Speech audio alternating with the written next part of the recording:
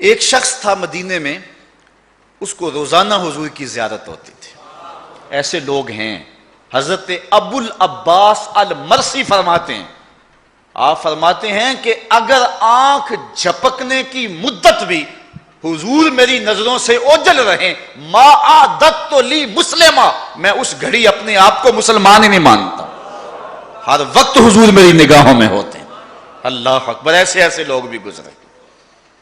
صبح و شام حضوری کے مزے. اس کو روز حضور کی زیارت نصیب ہوتی. دعا کرو، منہ چھوٹا ہے بات بڑی ہے. دعا کرو اللہ ہم سب کو حضور کی زیارت دے. میں کہتا ہوں مسئلے حل ہی نہیں ہوتے جب تک حضور کی زیارت نہ ہو. بندہ ساری زندگی تشکیک و اضطراب میں رہتا ہے. اے لقائے تو جواب ہر سوال، حل شود ہر مشکلت بے کیل و کال. رومی کہتے ہیں تیری ملاقات ہی تو سارے دکھوں کا علاج ہے. ساری مصیبتوں کا علاج تو ملاقات ہی ہے آپ کی. آپ مل گئے تو سارے دکھڑے ختم ہو گئے، آپ نہیں ملے تو دکھ ہی دکھ ہیں زندگی میں. تو یہ دعا کرو اللہ حضور کا دیدار دے. اللہ اکبر. اس کو روزانہ حضور کی زیارت ہوتی تھی. اچانک زیارت بند ہو گئی. 2-4 دن انتظار کرتا رہا، زیارت نہیں ہوئی. ایک دن حضور کے روزے پہ آیا، مدینہ شریف میں ہی رہتا تھا، اور آ کے رویا. کہا حضور مجھ سے کیا غلطی ہو گئی؟ روزانہ نوازا جاتا تھا مجھے اور اب محروم ہو گیا ہوں.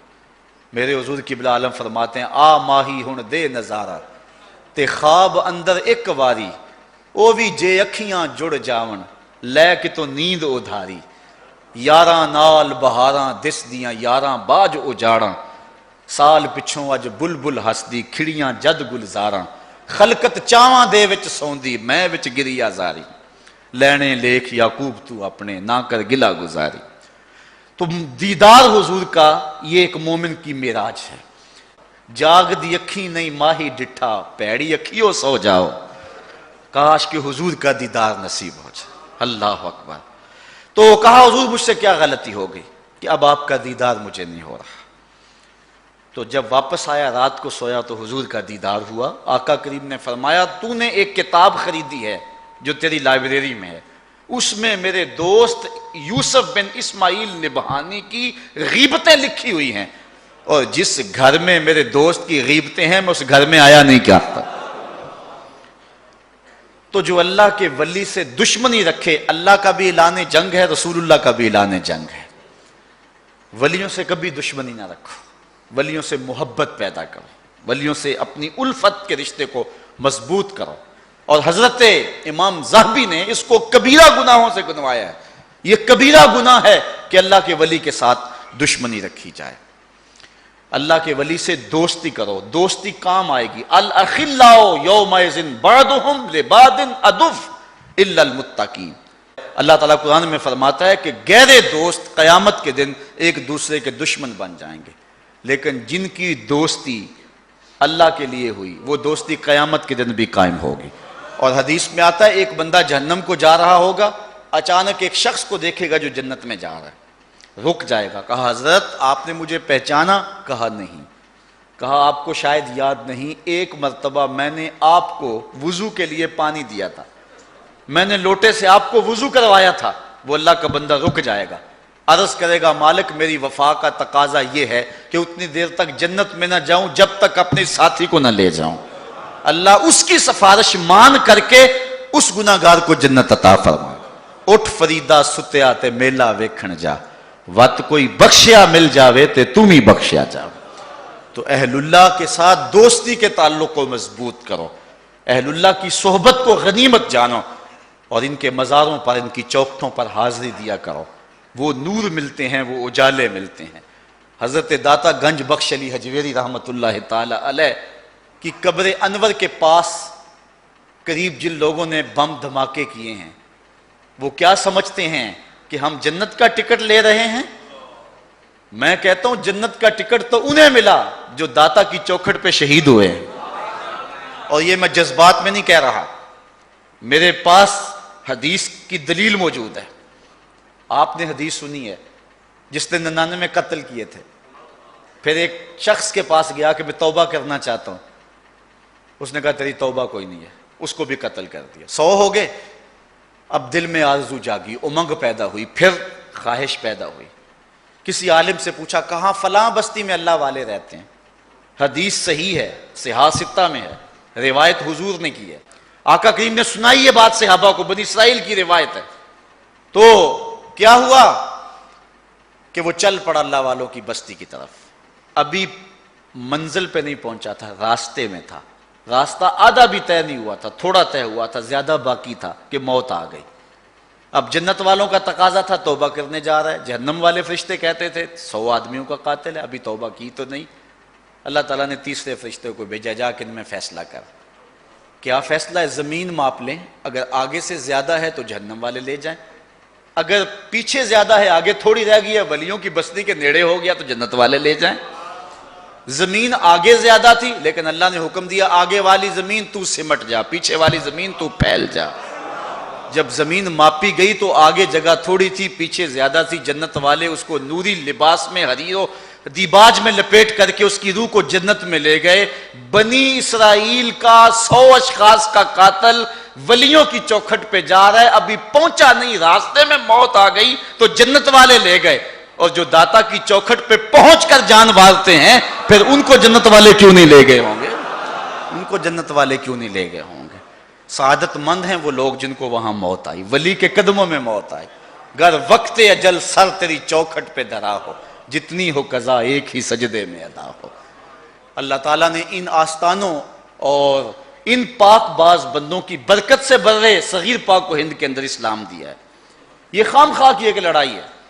برے صغیر کا مزاج یہ ہے کہ یہاں ہم اولیاء سے پیار کرتے ہیں، اور میں نے یہ بات پچھلے دنوں میں جگہ جگہ کہی ہے کہ جو سادات آئے ہیں بیرون ملک سے، عرب سے، ان کو نکال کے باقی جتنی بھی برادریاں ہیں اپنا شجرہ نسب پڑھیں، 8ویں پشت میں نہیں تو 10ویں پشت میں، 10ویں پشت میں نہیں تو 12ویں پشت میں، یا منگل سنگھ ہوگا یا سنگل سنگھ ہوگا، کیونکہ ہم سب یا ہندوؤں کی اولاد ہیں یا سکھوں کی اولاد ہیں۔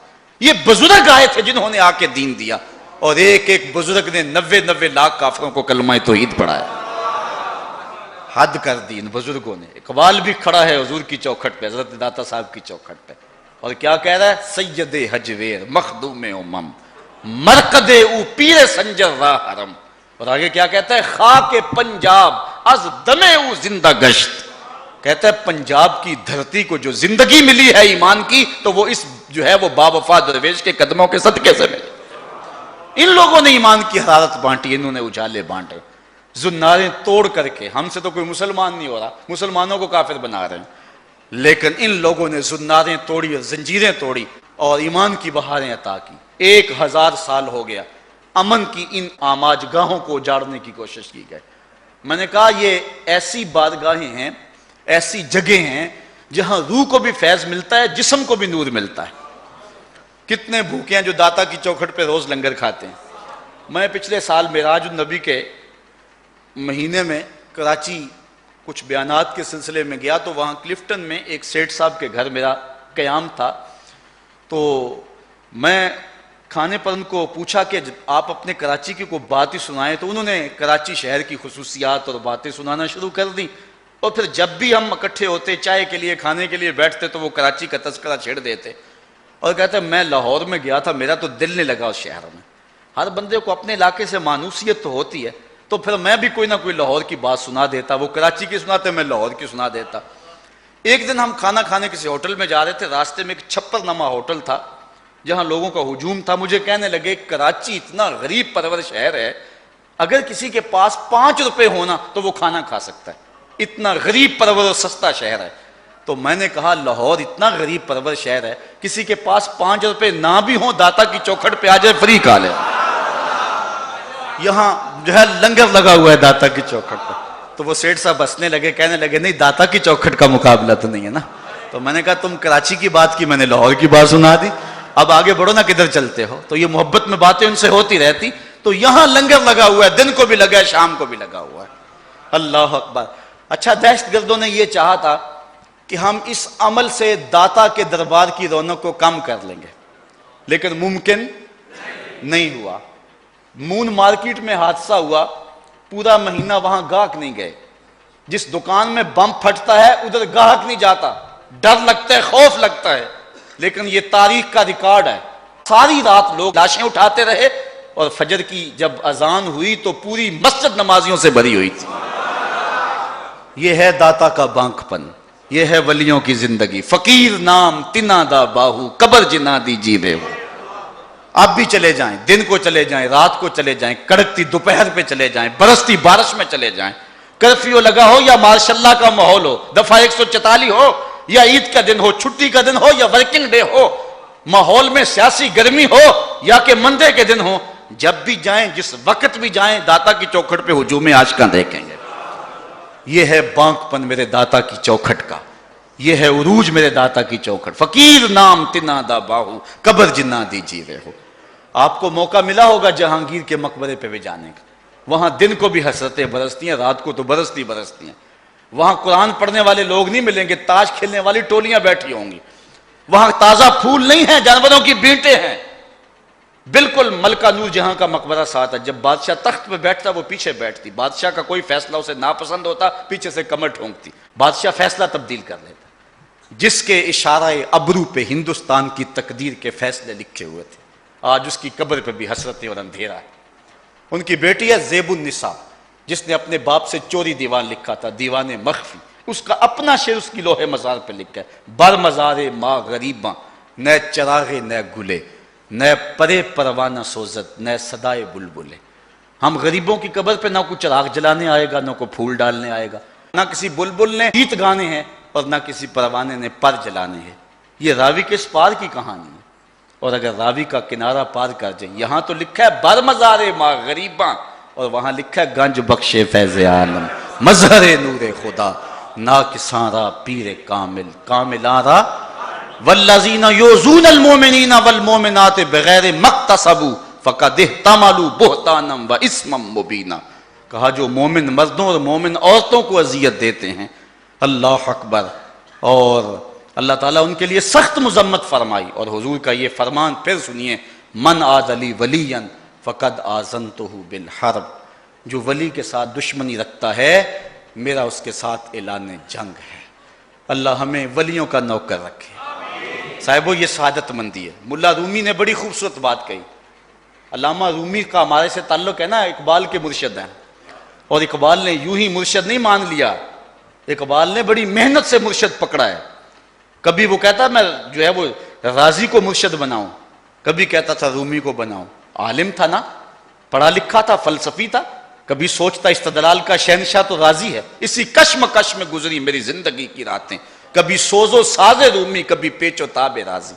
لیکن پھر آگے جا کے اقبال کہتا ہے نئے مہرہ باقی ہے، نئے مہرہ بازی، جیتا ہے رومی، ہارا ہے رازی۔ تو وہ رومی کہتے ہیں تو خدا خواہد کے پردہ کس درد، میل شندر تانائے پاکاں براد۔ جب اللہ کسی کا راز فاش کرنا چاہتا ہے تو نیک بندوں کے لیے اس کے دل کے اندر تانا زنی پیدا کر دیتا ہے۔ اللہ ان پاک بندوں کی سنگت نصیب فرمائے، اللہ اپنی یادوں اور محبتوں کا سرمایہ دے۔ وآخر دعوانا ان الحمدللہ۔